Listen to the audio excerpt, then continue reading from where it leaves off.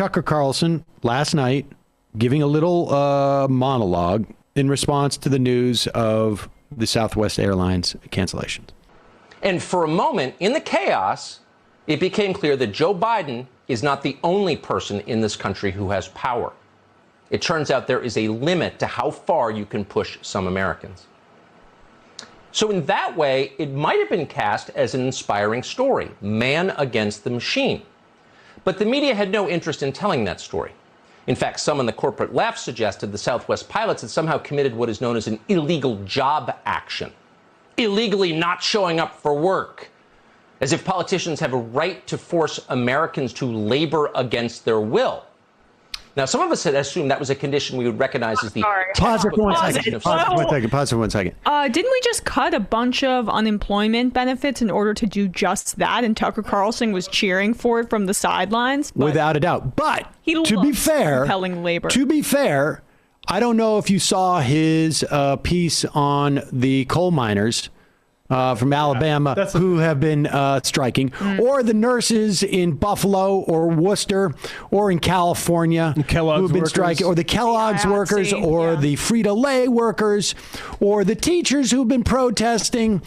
I mean, this is the point, right? Like, he doesn't care about the power of labor. He doesn't care about the rights of people to withhold their labor. No. What he cares about is promoting vaccine. We're just asking questions. And the answer to that question is ratings go higher. That's what the answer to all the vaccine questions are. Ratings go higher, clicks go higher. Doesn't matter if you're on YouTube or on Fox. They know exactly every time they do a story that in any way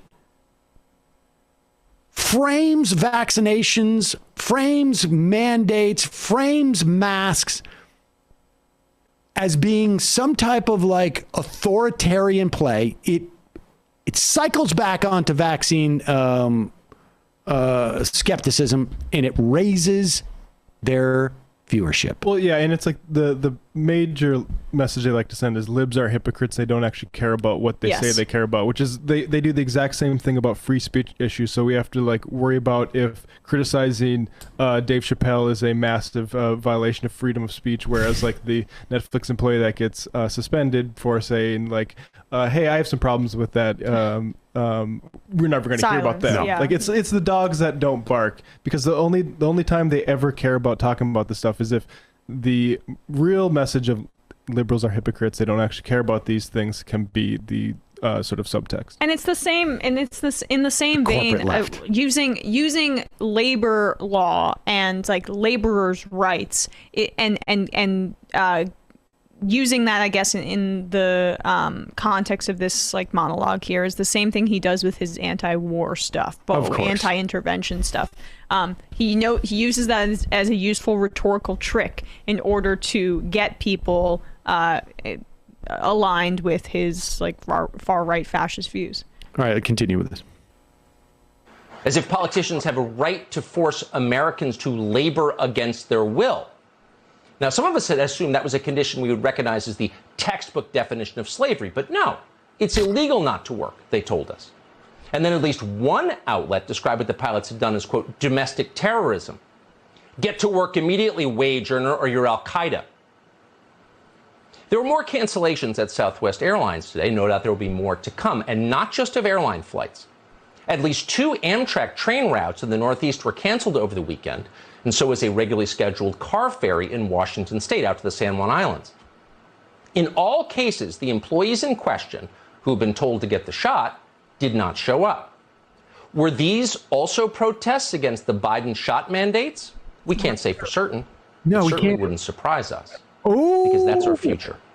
Thousands and thousands of Americans, the best among us in many cases.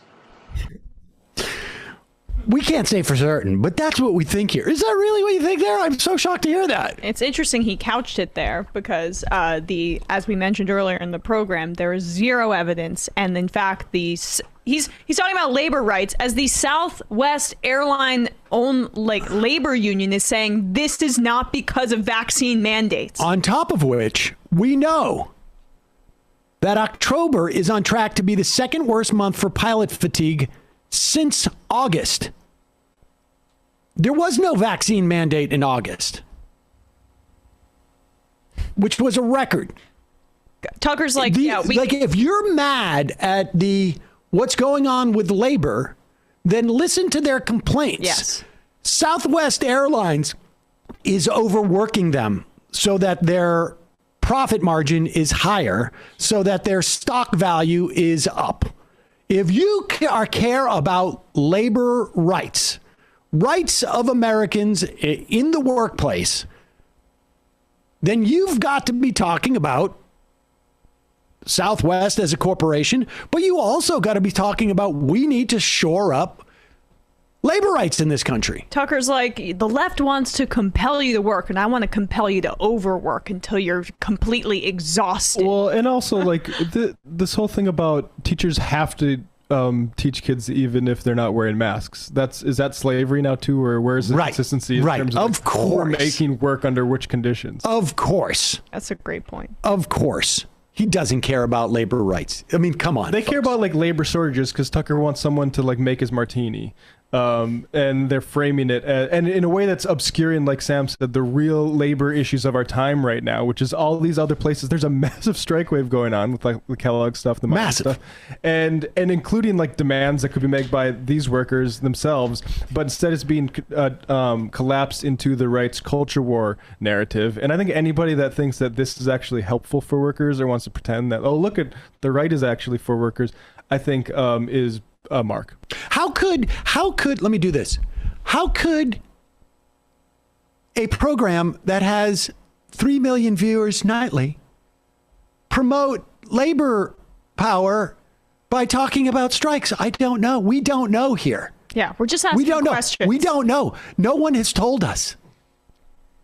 Yeah, give me a break. And then just we go back to the pandemic times in 2020, not the pandemic times in 2021, when Tucker Carlson was constantly talking about how we have to get people back to work. We have to get people back to work, and now he is against compulsory actions to encourage people to get back to work so that all of the workers are safe, as opposed to he wants only compulsory work when you're unsafe. Well, let's address like the whole, you're not standing up for ex-basketball or worker rights when you say ex-basketball players should be able to like play games unvaccinated. What you're saying is that person is so important and such a special flower that they can actually disregard the mandates, can put everybody in danger, and that's what we're supporting. What about the rights of all the other basketball players not to have somebody who could be walking around with COVID playing basketball with them? I just want to play this clip to just draw people's attention that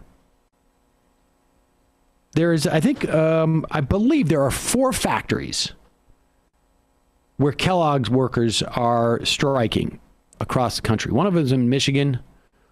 I can't remember off the top of my head where the other 3 are. Maybe somebody can look that up for us. Yeah. But let's play this clip of, we're not going to play the whole thing. This is from Saturday of this week. Last week. This past Saturday. It's a video from More Perfect Union of some of the Kellogg factory workers. We feed all these families, but I can't feed mine. You know, best friend died. Yeah, sorry, not my problem. That's yours. We got cereal to make.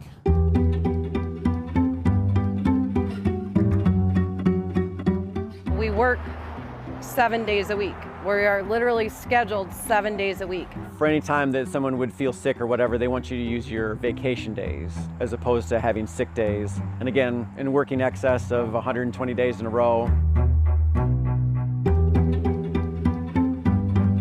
$400 million in profit on cereal alone is not something you can walk in and tell us we're gonna give you less for. If you don't be here, you get a point. If you get a point, you can get suspended, you know what I mean? So we got no choice, so you have to be here. But it's just killing us. You know, you can't even now go in there and tell them that your aunt passed away and you need a day off. They'll tell you to call in or use a vacation day. So in order for me to get a day off, someone else is working 16 hours. Very often, we don't even know that we have to work 16 hours until 10 minutes before it's time to go home. If you have dogs, if you have kids you have to pick up from school, if you have other obligations, I hope you have somebody to call because you have to stay. They could tell me at 10:45, Heather, you're forced over, you have to stay. So then I'll work that next shift. At 6:30 a.m., I can go home. But then my regularly scheduled shift starts at 2:30 the next day. So there's 8 hours off in between, and that according to them is plenty.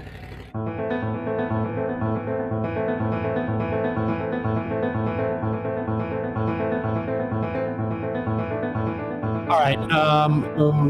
Take our cost of living.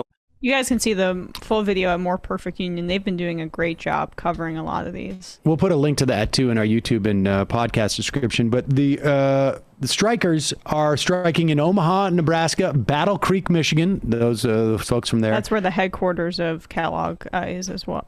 A Kellogg company is as well. Lancaster, Pennsylvania, and Memphis, Tennessee.